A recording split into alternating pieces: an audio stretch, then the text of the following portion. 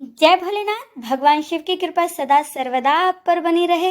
अब सुने आगे की कथा। ब्रह्मा जी बोले, हे देव ऋषि नारद, जब तुम पंचाक्षर मंत्र का उपदेश देकर उनके घर से चले आए तो देवी पार्वती मन ही मन बहुत प्रसन्न हुई, क्योंकि उन्हें महादेव जी को पति रूप में प्राप्त करने का साधन मिल गया था। वे जान गई थी कि त्रिलोकीनाथ भगवान शिव को सिर्फ उनकी तपस्या करके ही जीता जा सकता है।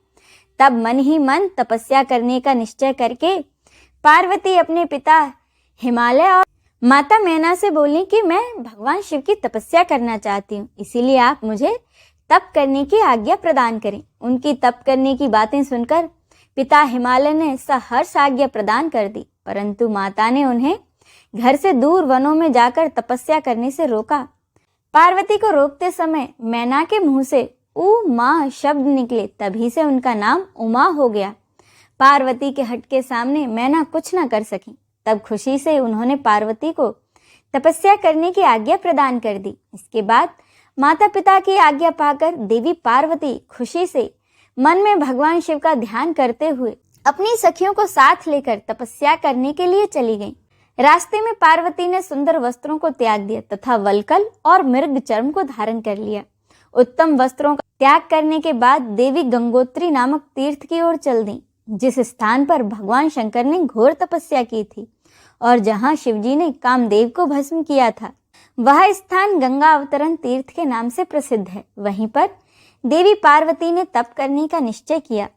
गौरी के यहाँ तपस्या करने से यह पर्वत गौरी शिखर के नाम से प्रसिद्ध हुआ है। उस स्थान पर पार्वती ने अनेक फलों के वृक्ष लगाए। उसके बाद पृथ्वी को शुद्ध करके वेदी बनाकर अपनी इंद्रियों को वश में करके और मन को एकाग्र कर कठिन तपस्या करना उन्होंने शुरू कर दी। ऐसी तपस्या ऋषि मुनियों के लिए भी दुष्कर थी। भयंकर गर्मी के दिनों में पार्वती अपने चारों ओर अग्नि जलाकर उसके बीच में बैठकर ओम नमः शिवाय मंत्र का जाप करती थी, और वर्षा ऋतु में वे किसी चट्टान अथवा वेदी पर बैठकर निरंतर जलधारा में भीगती हुई शांत भाव से मंत्र जपती रहती थी। सर्दियों में बिना कुछ खाए ठंडे पानी में बैठकर पंचाक्षर मंत्र का जाप करती थी।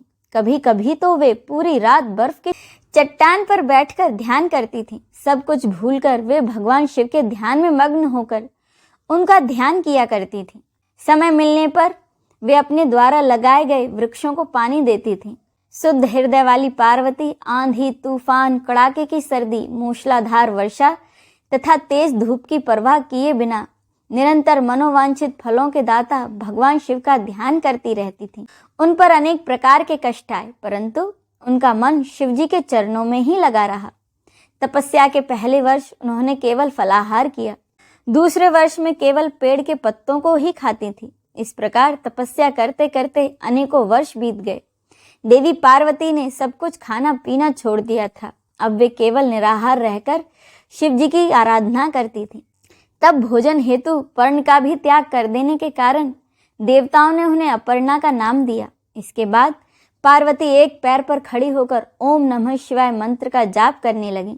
उनके शरीर पर वल्कल वस्त्र थे और माथे पर जटाएं थीं। इस प्रकार उस तपोवन में भगवान शिव की तपस्या करते करते 3000 साल बीत गए।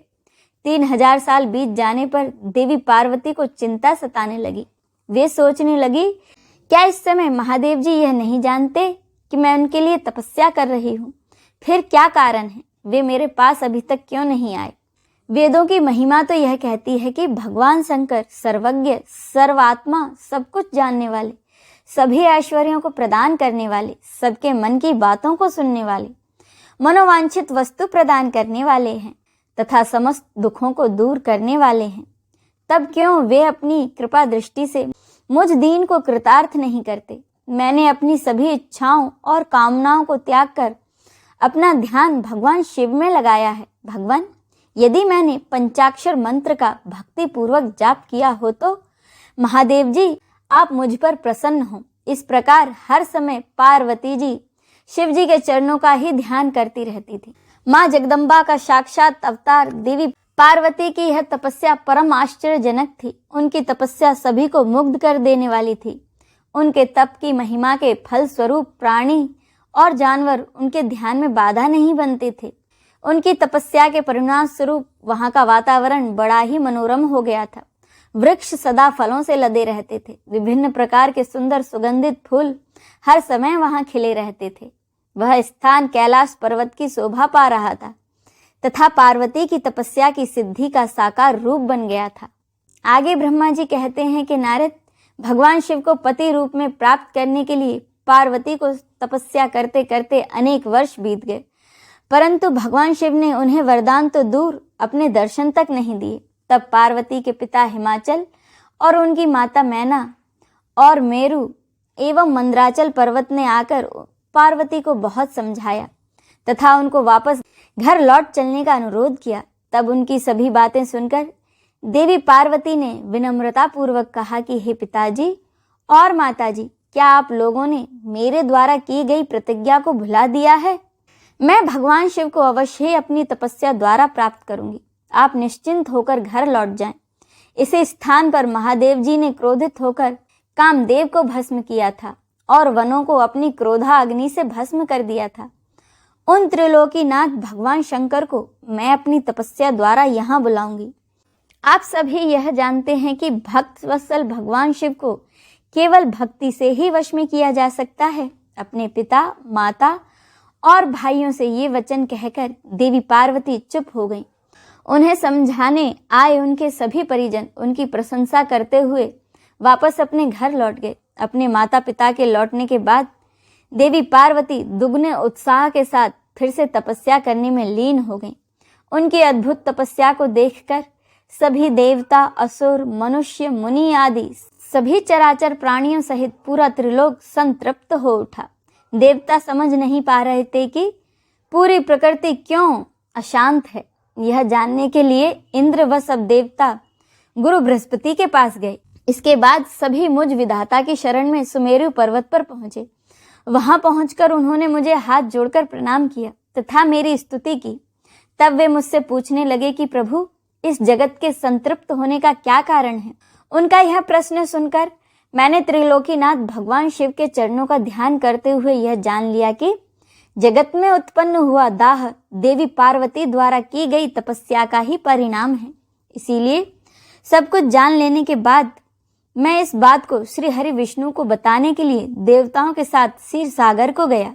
वहां भगवान श्री हरि विष्णु सुखद आसन पर विराजमान थे। मुझ सहित सभी देवताओं ने भगवान विष्णु को प्रणाम कर उनकी स्तुति करना शुरू कर दिया। इसके बाद मैंने श्री हरि से कहा कि हे हरि, देवी पार्वती के उग्र तप से संतृप्त होकर हम सभी आपकी शरण में आए हैं।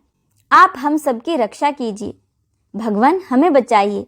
हमारी करुण पुकार सुनकर शेष सैया पर बैठे श्री हरि बोले, आज मैंने देवी पार्वती की इस घोर तपस्या का रहस्य जान लिया है, परंतु उनकी इच्छा को पूरा करना हमारे वश की बात नहीं है।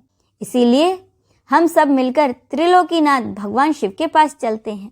केवल वे ही हैं जो हमें इस विकट स्थिति से उबार सकते हैं। देवी पार्वती तपस्या के माध्यम से भगवान शिव को ही पति रूप में प्राप्त करना चाहती हैं। इसीलिए भगवान शिव से ही प्रार्थना करनी चाहिए कि वे देवी पार्वती से विधिवत विवाह कर लें। हम सभी को इस विश्व का कल्याण करने के लिए भगवान शिव से पार्वती का पानी ग्रहण करने का अनुरोध करना चाहिए। भगवान विष्णु की बात सुनकर सभी देवता भयभीत होते हुए बोले कि भगवान शिव बहुत क्रोधी और हठी हैं। उनके नेत्र काल अग्नि के समान हैं। हम भूलकर भी भगवान शिव के पास नहीं जाएंगे, क्योंकि हमसे उनका क्रोध सहा नहीं जाएगा। उन्होंने कामदेव को भस्म कर दिया था।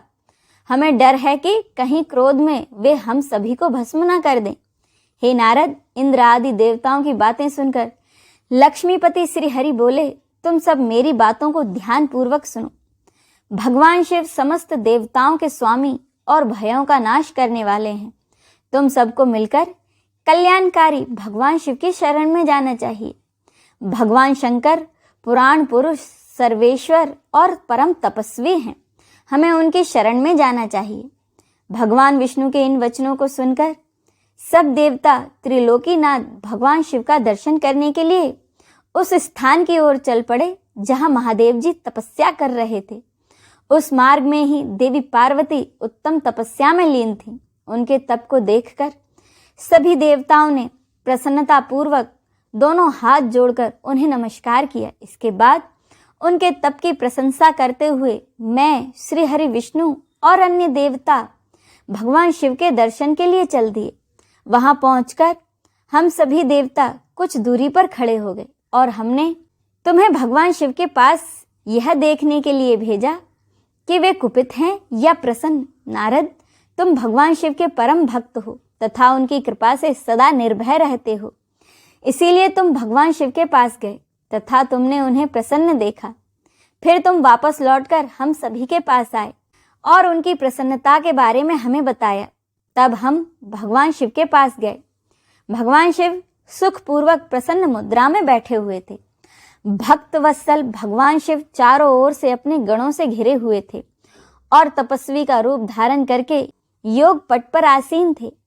मैंने, श्री हरि ने और अन्य देवताओं ने भगवान शिव शंकर को प्रणाम करके वेदों और उपनिषदों द्वारा ज्ञात विधि से उनकी स्तुति की। अब इससे आगे की कथा का रसपान हम अगले अध्याय में करेंगे। हर हर महादेव।